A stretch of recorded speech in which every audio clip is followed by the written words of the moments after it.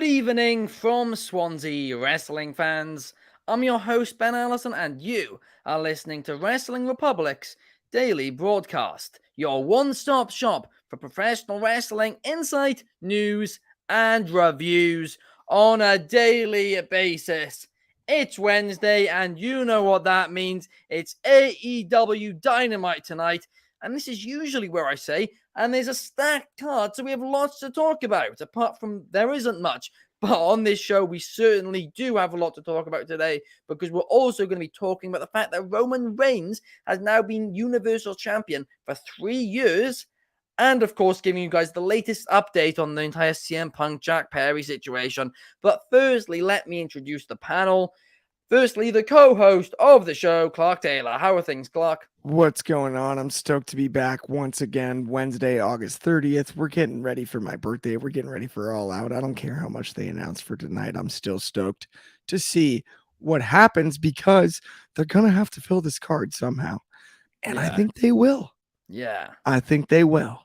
No, absolutely. I mean, last week we were complaining about the fact that they were announcing too much. Now they've gone the complete opposite way this week. But and I don't even necessarily mind it. Like, I'm actually more excited for Dynamite than usual because of it. I'm like, well, what are they going to do then? But also joining us, we have the reviewer for AEW Dynamite, David Sheldon. How are you, David? Yeah. Hello, everybody. Very, very excited to be here today to talk about AEW Dynamite and other things. It was quite entertaining today because I've been updating the Twitter feed or now the X feed for AEW to try and see if anything new had been announced. Because nice to get my my Dynamite templates done early and get all the matches going and ready. Well, I did find something worthwhile because no matches or segments were announced today. So I did find out that it was Mike Posse's birthday.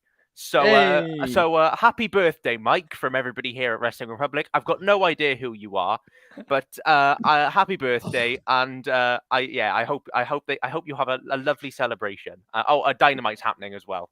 Let's get at it. Yeah, I mean, it's gonna be a fun episode, but we don't know what's on it. Let's be real. We really, really don't. But let's firstly talk about AEW's rival promotion. With, the big war that's happening between them. No, there's not a war. They can both succeed. Everybody calm down. But let's talk about the head of the table, the tribal chief, and the man who has now been Universal Champion for 3 years. And that is, of course, Roman Reigns. If you told me a couple of years ago that somebody would be champion in WWE for 3 years, I would not believe you anymore. I really, really wouldn't. I mean, a few years ago, we were complaining about the fact that nobody was getting title reigns longer than 6 months. So for a reign to last 3 years, that's huge. Obviously, people are a bit divided. Should it have ended by now? Should it, go another 3 years? There's a lot of division within the internet wrestling community about what to do about it. Should Cody have beaten him? Should Sammy have beaten him? And I mean, should Brock Lesnar have beaten him? Even some people said Brock should have. But at the end of the day, right? There's been a lot in this reign, and I mean a lot, which I really, really enjoyed. And I'm really grateful that, I've had the opportunity to watch this all happen live. And I think we're going to look back on it very, very fondly. Hopefully they'll end up ending it well. But for right now, this conversation, let's talk about our favorite moments from this Roman Reigns championship reign so far. Clark, I'll send it to you first.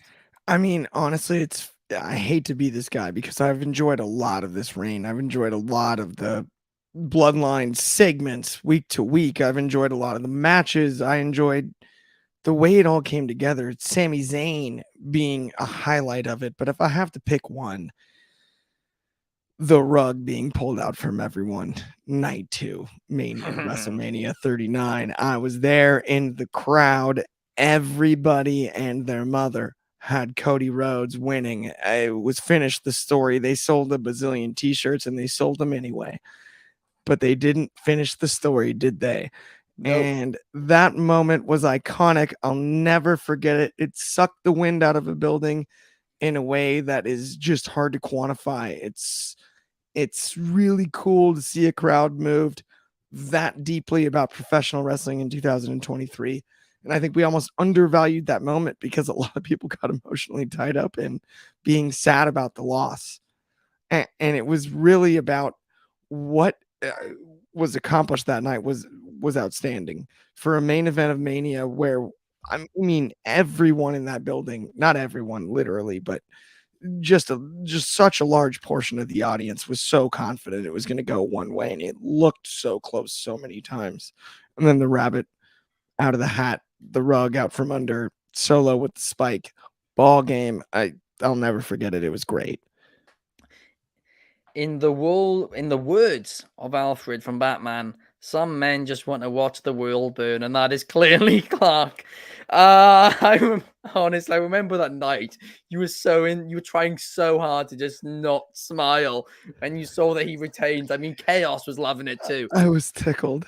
The two RCs were just loving life. They were loving to see, the arena cry. But I mean, I'm gonna be honest with you. That was a good moment for one reason, right? At the time, I didn't like it, but the reason that I do like it now is that, well, it was unpredictable. You didn't think it was going to happen, and wrestling very rarely does that to us in this day and age. So who am I to complain about that? But what about you, David? What is your favorite moment of Roman Reigns' championship run so far? Look, I mean, I've been critical of certain things that certain ways Roman has been booked across these 3 years in certain sections, including the current how it currently is going. But you cannot deny it. There have been some incredible moments across the 3 years of the 3-year reign. I mean, just to name a couple, the Sami Zayn match and the whole bloodline story around Sami was just some of the best storytelling WWE have ever done. And I'm in love with his match against Sami at Elimination Chamber. You've got the stuff with Jey Uso in 2020. Wasn't as big a fan of the stuff in 2023, but the stuff in 2020 was just so good. Really established his run. The triple threat at Mania 37 with Edge and Daniel Bryan, one of my favorite matches of 2021, and I think one of the most underrated WrestleMania matches ever. I think it's astonishing work. But if I'm going to have to go with one, it's going to have to be Roman versus Drew at Clash at the Castle, because I was there, and it is my favorite match that I've ever seen. Just from how it made me as a wrestling fan feel. You felt like you were in a baying mob of people who would burn Cardiff to the ground if if Drew McIntyre didn't win, and he didn't. And it was I just had the rug pulled out from you with the Solo Sikoa reveal was fantastic. But it was that Roman was just masterful in that match. His facial expressions.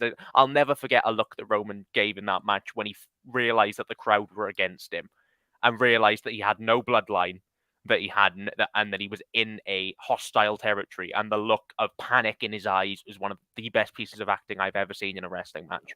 Roman is a master of charisma. He is a master of getting the audience invested. He's done it so many times. I mean, booking hasn't always helped him. We've had long lulls of nothing. The Brock Lesnar stuff didn't do a lot for me. Like I said, the current stuff is all over the shop. But like when Roman's been at that peak of his powers, which he has been so often over these last 3 years, it's been masterful work, and fair play to him, because I agree with you, Ben. You said that there would be no, if someone had told you there'd be a champion for 3 years, I wouldn't have believed you. If you were to tell me that Roman Reigns would also be the most would be a man at this level that everybody now likes, I wouldn't have believed you either. And I've always liked Roman. I've never had an issue with him, but he has. The last 3 years, I mean, he is WWE's hottest commodity. He is their biggest star. Absolutely, yeah. I mean, I don't think he should still have the belt. I've made that clear before. I think he should have lost it to Cody. But you know what? I can't take away just how good. When this reign has been at its best, it's been some of the best things WWE has ever produced. And I thank Roman immensely for that. I mean, and both of your picks there, guys, you both just like to see, fans cry, don't you? You both just love to see the world suffer. Well, that's the thing. Roman's only lost once. So that's true. That's true as well. Every single great Roman moment has come with the heartbreak of somebody you want to win not winning. That's a great point. That is a great point. For me personally, it was Sami Zayn turning on him at the Royal Rumble. Because that was like that. The way they did that, I mean, we keep overusing this word when it comes to wrestling this year, but that was cinema. It really, really was for me. I mean, when I was watching it live, I didn't know how I felt about the Royal Rumble, but watching that segment back, woo, was Probably absolutely phenomenal. probably the best wrestling end to a wrestling show of the 2020s and probably long before that as well. I can't lie. I felt like it was too predictable on that one compared to some of the other spots. It was Fair too. It was amazingly well thought out, and it was amazingly executed. And I'm not saying I didn't enjoy it at all, and it's not in the top 3 or 4 moments. But just for me personally, I felt like it was. I don't want to say telegraphed, but it was too obvious. Yeah, but I I would rather something perfectly executed and be obvious than a swerve for the sake of a swerve, which we've also had quite a few times with Roman over the last few years, particularly the SummerSlam. But I'm not going to start arguing on that again. Yeah. Well, we're gonna actually move on and argue about something different instead. Well, hopefully not argue because. Oh gosh, off air we were arguing about this last night. And before we move on to that, firstly, we've got Melissa in the comments in. Hi Ben, hi Clark. Give David a hi as well. David, the disrespect. Oh my gosh, Melissa, come on. Melissa's the best.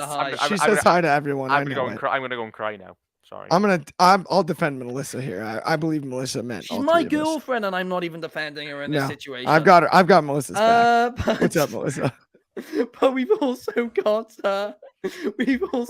Carter in the comments. In all I have to say is Samoa Joe was on his best behavior at Wembley. And whatever, Carter.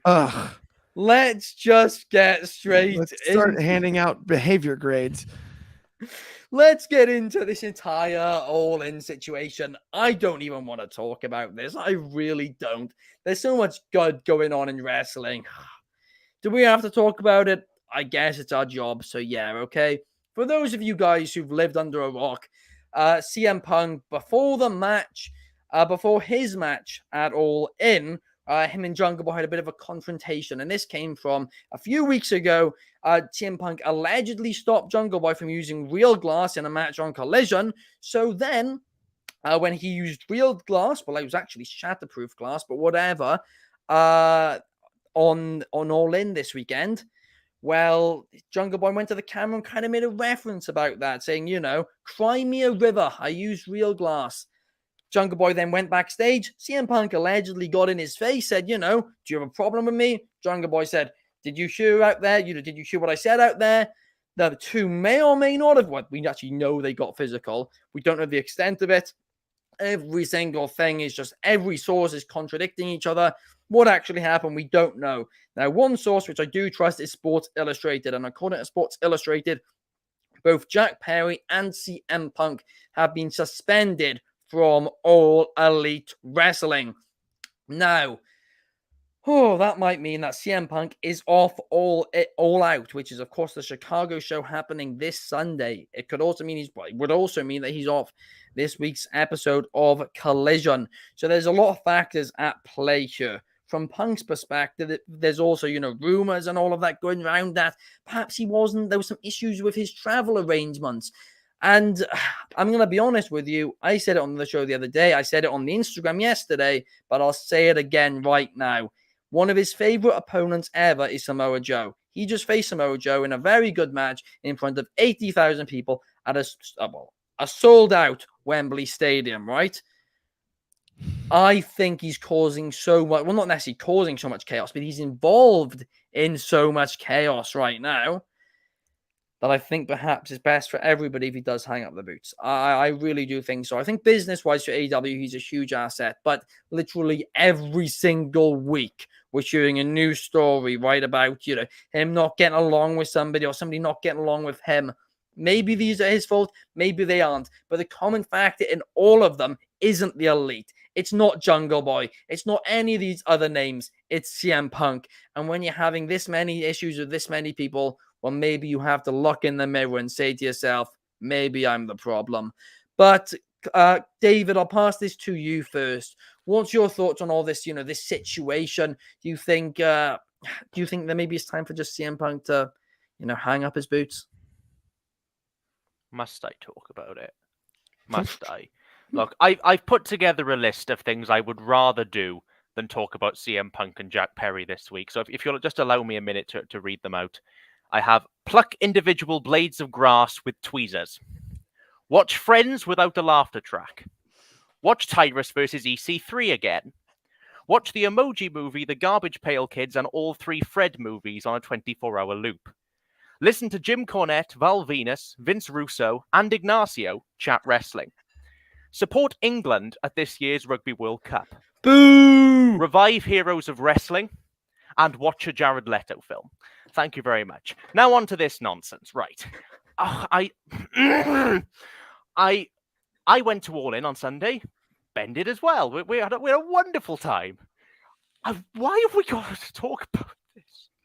Why? Look, I was very vocal with the Punk and Elite stuff that I had no interest in. I didn't even get any enjoyment out of the drama. I just wanted to enjoy my wrestling. Even more so in this case. Genuinely, I don't have a lot to say, because no matter what I say, I'm going to be seen as a villain on one side. And that's the problem with this, is that it boils wrestling back down to cliques. It boils them back down to he said, she said, they said, you said. It boils down to really frustrating, back and forth kind of bits and pieces of information from different sides. Who does what? Who's to blame? I know it's my job. I know that's why I'm on here, is to talk about these things. But I don't know if Clark can probably offer some better thing. I agree with you, Ben. I think Punk's done. Yeah, now, and I do think Punk is done. And I'm completely fed up. I'm fed up of all of it. I want to enjoy my wrestling. I loved Punk versus Joe All In. I enjoyed Jungle Boy versus Hook enough, but just stop it. Just stop it. I just on a week where everybody finally came together with the passing of Bray Wyatt and passing of Terry Funk and the passing of Bob Barker and All In and all of that kind of real goodwill of people coming together to celebrate wrestling. Not 3 days later, we are right back to tribalism. We are right back to, moaning. We are right back to fragile egos, breaking each other down on what should have been AEW's biggest day of the year. I hate it. I hate it, hate it, hate it, hate it, hate it. And if I would be very, very happy to never hear about anything of this like again, of course we will. But yeah. I just hate it. No, I mean, I could not agree with you more there, David. Now, of course, we all know not CM Punk, Clark. I can't lie to David Punk there. I'm like, the Bray Wyatt and everything and Terry Funk took a lot of steam about what I was preparing to say. No, please go ahead. That's why I was going to ask your permission before Ben tossed it to me to still do that. Yeah, because I know it's been a long week, but I know me and you had a major blow up about this. We were having fun yesterday. About it. Of course we were, but we do have a major disagreement. But I've got no energy to argue today. So Clark, just give it to the people. And this isn't for you, David. Right. You are, Clark. Here's what I'm going to say: is this? I look at athletes in history. Muhammad Ali not going to Vietnam took a lot of heat. That news took a lot of steam out of a lot of fights. Right? It was involved in a lot of controversy. Kobe Bryant involved in a lot of controversy. Michael Jordan involved in a lot of controversy, retired in the middle of his prime. Mike Tyson, Brock Lesnar, mind you, Conor McGregor, Floyd Mayweather. The list goes on and on. Ronda Rousey. Athletes that have been involved in controversy in real life. That's what CM Punk is right now. That's what he's always been. That's who CM Punk is. He's going to move the needle, whether it's positive or negative. You're going to talk about him. And one thing I will say is this. There's been a lot of conflicting stories. And not to use the WWE term, but let's let this play out. The timing, to David's point, is unfortunate. It's annoying, is what I would say. Annoying. It's just frustrating. That's the last thing you want to bring up right now. But let's let this play out fully, because I also think it's unfair to now convict someone just because there's a history of issues. He could be right in these situations. He could be, very much. None of us were there, and nobody from the dirt sheets was there. This is a lot of hearsay and a lot of conjecture, and it really sucks that it sucked the wind out of this weekend. It does. It is mind-numbingly frustrating. But at the end of the day, we don't know for sure. It's easy to convict somebody based on history, but that's not always right. That's not always the deal. It's also easier to target somebody that has a history of being, combative in a situation like that. If Jungle Boy went at him, and that's what comes out too, we've seen conflicting reports across the board. It could be almost anything. I think the frustration is on the news cycle. Taking it out on CM Punk alone, I think, is unfair.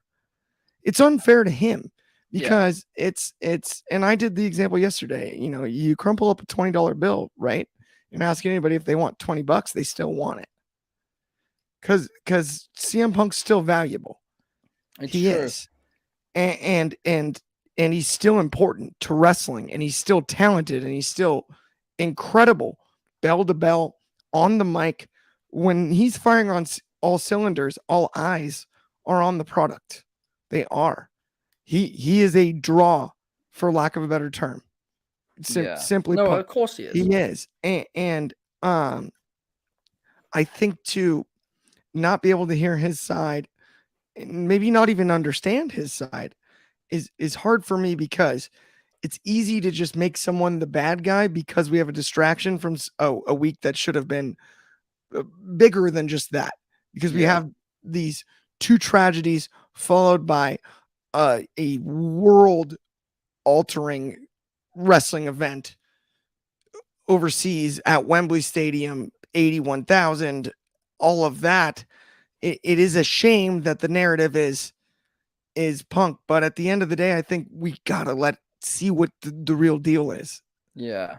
No, absolutely. I can very much agree with a lot of what you said there, actually, Clark.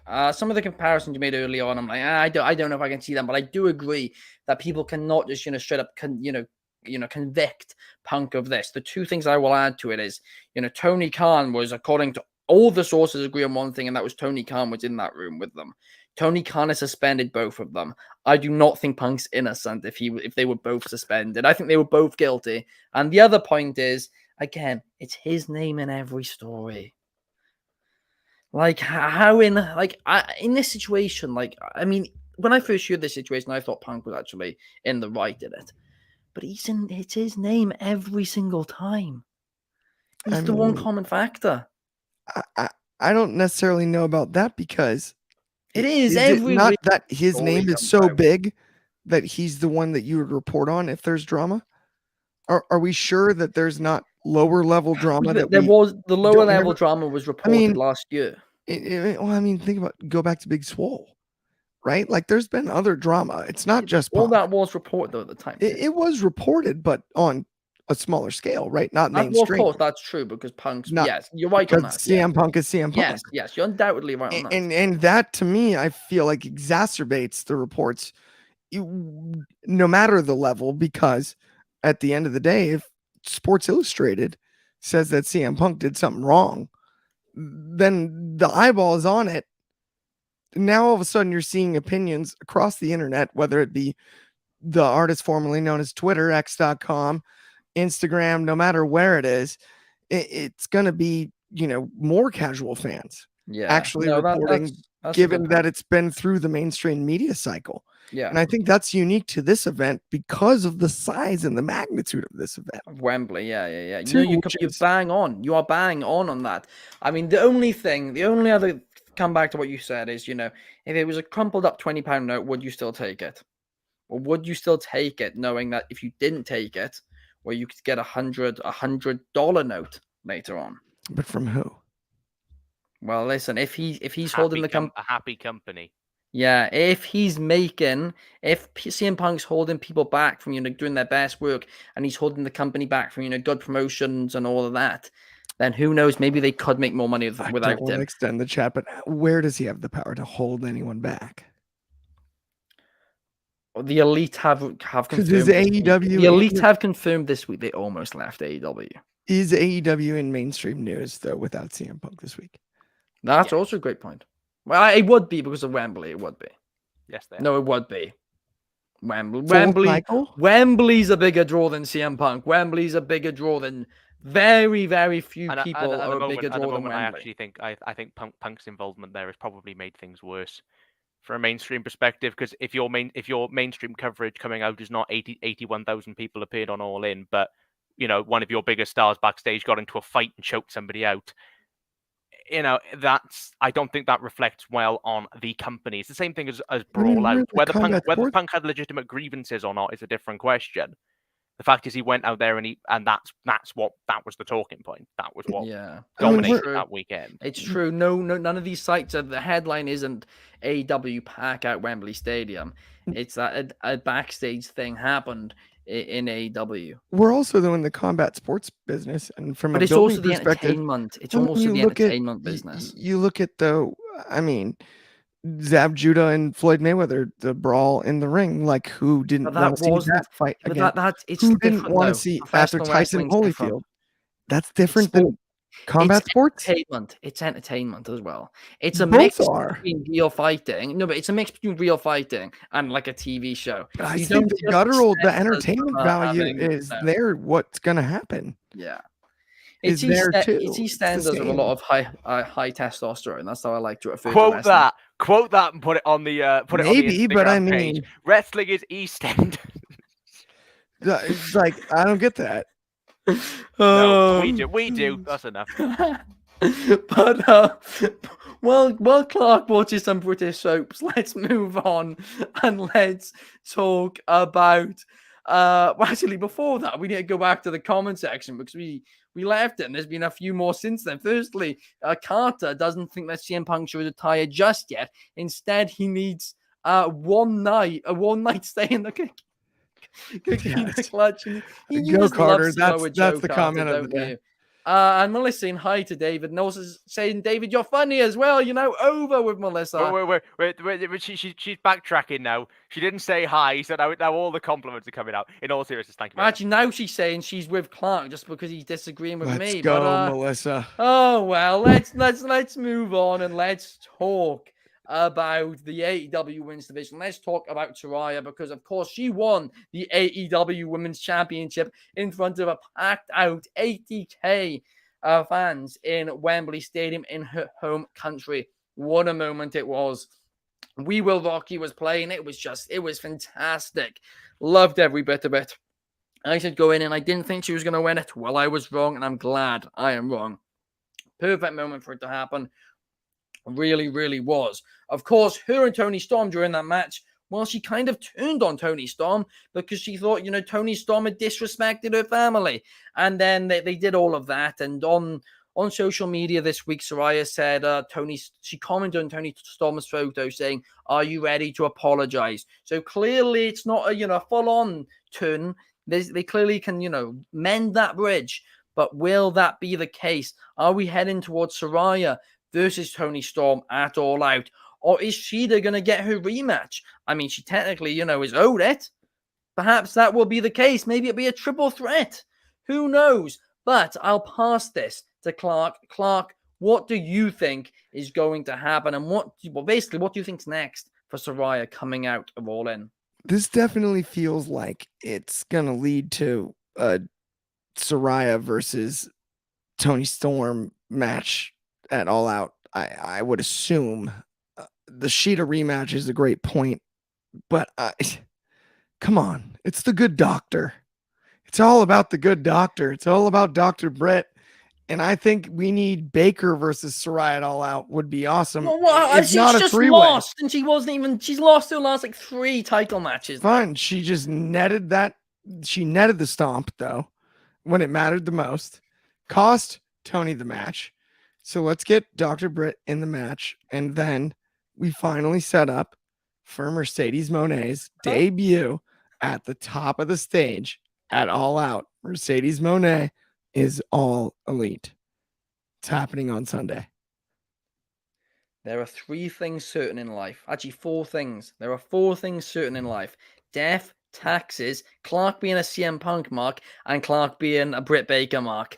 Everything comes back to either CM Punk or Britt Baker when we're talking about AEW with you, Clark. The 2 pillars, the 2 real pillars. Oh, I actually am a fan of Britt Baker, but As am I. no, I think this either needs to be Shida, Soraya, or Soraya Storm. But we'll find Soraya out. versus Soraya. Yes, there we are. We'll do that. We'll clone her. But now let's talk. Now let's talk about the only match announced for AEW Dynamite tonight, and this is Orange Cassidy versus Penta for the International Championship. Orange Cassidy is once again beaten up. He's in a bad way, but will Penta be the one to dethrone him? I do not think so, because this Sunday at All Out, the winner will defend against Jon Moxley. But David, you're a big OC guy. Give me your thoughts. Well, I mean, as you know, as you said, a huge Orange Cassidy guy. I will never say no to Cassidy versus Penta because the match is going to be awesome. I just don't really know why it's happening. I feel like the obvious direction was always Cassidy Moxley at All Out, and I feel like we would have got, because I have a feeling that Moxley might beat Cassidy on Sunday, because I feel like that they might do the 2-show thing of the Stadium Stampede, just killing Cassidy off, just having him, he bled like a stuffed pig, dried blood all over his face, and took so much punishment. And I don't think Moxley's a bad guy. If you really want to make that title feel like continue it to feel like a huge deal, I don't have an issue with Moxley being the one. Although we've said Miro before, but I wouldn't mind it being Moxley. I think the story going into All Out would be more interesting if Cassidy didn't wrestle tonight, because we're going to see, because Cassidy's going to win this. I'd be amazed if they do Penta Moxley. It'd be a great match, but I think Cassidy Moxley is the obvious way to go here. But I think it would be a more interesting story if we were going into All Out not knowing what condition Cassidy was in, because Cassidy was in such a bad way after All In, on top of all the injuries he's already sustained. I think to have Cassidy come out for a come out just for a segment on Dynamite, like a backstage interview, and just look completely battered, and that be kind of and then you could play up a slight sense of danger in the All Out match. Whereas we're going to see what state Cassidy's in tonight, because he's wrestling Penta, and while the match is going to be excellent, because of course it is, the talent is immense, I just don't really think it needs to be here. To be honest, I think the build would be probably better serviced. This is one of the matches that actually does have build going into All Out, so I think an interview segment or a more of an angle would have sufficed here rather than the match. But the match will be great. Yeah, it really does feel like a way, doesn't it? Just to kind of injure Orange Cassidy more, so he's a bit more protected when he does lose to Moxley. Yeah. Because I agree he can't be any more injured now. He's got a bad back, a bad arm, a bad leg. He's just bled. Bad hand. I know Moxley has as well, but that's Moxley's wheelhouse. Obviously, Cassidy. He's immune to it. Yeah, Cassidy never bleeds. Very rarely does Orange Cassidy bleed. So to see that visual at All In was like, oh, this is a really injured man. Moxley gets Moxley gets cut open more than Swiss cheese, but it's got that scar tissue. Yeah, but I mean, Cassidy, weaker skin. Very rare. It's very rare. So I just think it will be more interesting. But as I said, it's Cassidy versus Penta. Does that make me excited as a wrestling fan? Of course it does. Yeah, no, good point. We've got a couple of comments here. Firstly, numero one Superfly is saying the most important thing for tonight's AEW is Tony Khan making yet more announcements. Do you know what? Do you know what I feel like might happen tonight? I don't know if Clark, you definitely won't know this. I don't know if Ben, you remember this either. But Nick Clegg, the Liberal Democrats politician, when he U-turned on scrapping tuition fees, he went on television and did a groveling apology that immediately got turned into a #1 chart-topping single because people remixed it. It would make me really laugh if Tony Khan did that tonight and came out and went, "I'm so sorry that All In got overshadowed by a backstage fight," and then that just gets memed and put to #1 on the UK chart. I have a theory. I have a theory that tonight Tony Khan's going to make a huge announcement on Dynamite, and that huge announcement is that CM Punk is stripped of the Real World Championship. So CM Punk's going to come with a Real World Championship, an interim Real World Champion. But no, let's remember they're in Chicago. There's no doubt. There's still a chance Punk shows up. Oh, there is a chance. It was just a joke. It was just a joke. It was a joke. And try and get his chance. Just saying he might show up. Carter saying, to be fair, John Fury flipping table sells great. That does. That's a Yes. good point. But now let's move on and let's talk about something else which sells great. And that is the friendship, the best friendship between MJF and Adam Cole, baby. Because we, of course, at All In, MJF defeated Adam Cole to retain the championships, but the duo also won the Ring of Honor tag team titles. Well, tonight, Adam Cole will be live with a mic on AEW Dynamite, and he is going to speak. And the question for this is very, very simple. What is next for Adam Cole and MJF? I'm going to be honest with you. I'm really not sure. All Out is Sunday. I have no clue what they're going to do tonight. I really, really, really don't. But here's something. I don't think that this is the plan anymore. But I was thinking about something earlier, right? Of course, the MJF and CM Punk storyline, the original storyline, had a lot of, elements which were similar. Fans thought were similar to the John Cena CM Punk storyline. Well, I think the original plan, whether that'll happen now, I don't know. But I think the original plan was for MJF to hold the championship all the way to, New Year's Bash or whatever the event is, right at the start of January that AEW do, or the end of December, more like, whatever, right? And have that CM Punk versus MJF for the AEW championship. I think that's when they were going to do the real champion versus the AEW champion, with the story being that when the clock strikes midnight, MJF has left the company with the AEW championship. CM Punk is going to try and do what John Cena try to do to him and stop him from leaving with the championship. That is my theory, but that's months away, and who knows if Punk's even going to be with the company at that point now. So, back to the original question, what's next for Adam Cole and MJF? David, do you have any idea? Well, I would assume that the Kingdom will factor. That's about the extent of what I suspect will happen in terms of logical booking. Now, the logical way to go with this, from a story perspective, it would probably be MJF and Adam Cole defended in the Ring of Honor tag titles against the Kingdom, and then MJF versus Roderick Strong for the AEW title. That doesn't really feel like an all-out main event. It doesn't, and that's no disrespect to Roddy, because I love Roddy dearly, and the story is great there. But I think for AEW they could do something bigger. But I have no idea what, to be honest. You've got who's lurking about? Ricky Starks. He's lurking about. He's got nothing to do. I wonder if whatever the plan for Punk, if he is suspended for All Out, whether they try and move whatever the Punk opponent was going to do into a main event program. I think it was going to be Starks or Jay White or somebody like that. So I don't know. I think the segment's going to be entertaining. I said it in my post-show. I think MJF and Adam Cole at All In was just magnificent. Didn't always make sense, but I didn't care. And that's, I just really got wrapped up in every single part of it, and it was magical to me.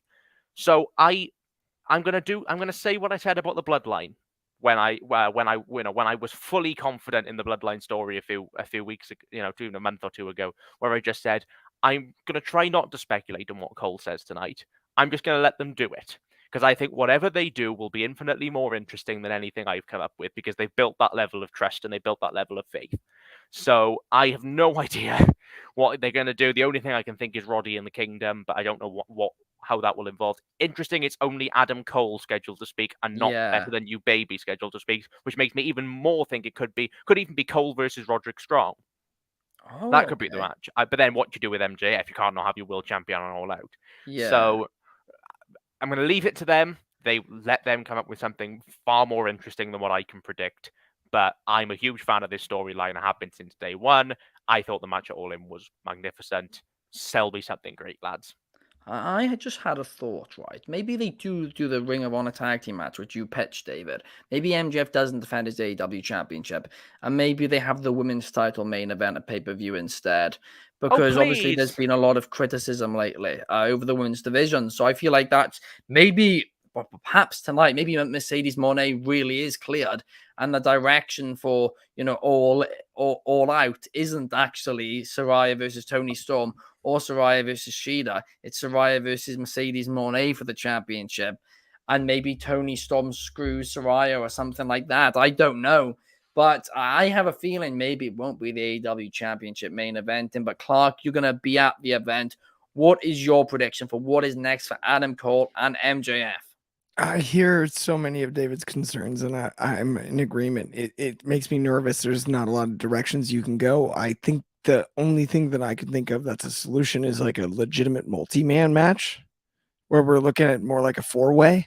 We have an MJF and Cole defense early on the card again. Maybe they work double again, and then they are in a 4-way with Roddy and another. I don't know who the fourth is. And Ricky? that needs Ricky to be Starks? Starks would be good, but I feel like that has to just be knock you out of the ballpark good, right? And not that Ricky isn't. Ricky can be, but he just isn't yet. I don't know where you go. I love the idea of Monet. If she's cleared, what about Edge? His contract's not up. I hate to break it to you. It's official. It's not up. Okay. It's impossible. It's not up until multiple sources have confirmed it. Plus, Edge himself have all said that it's the end of September.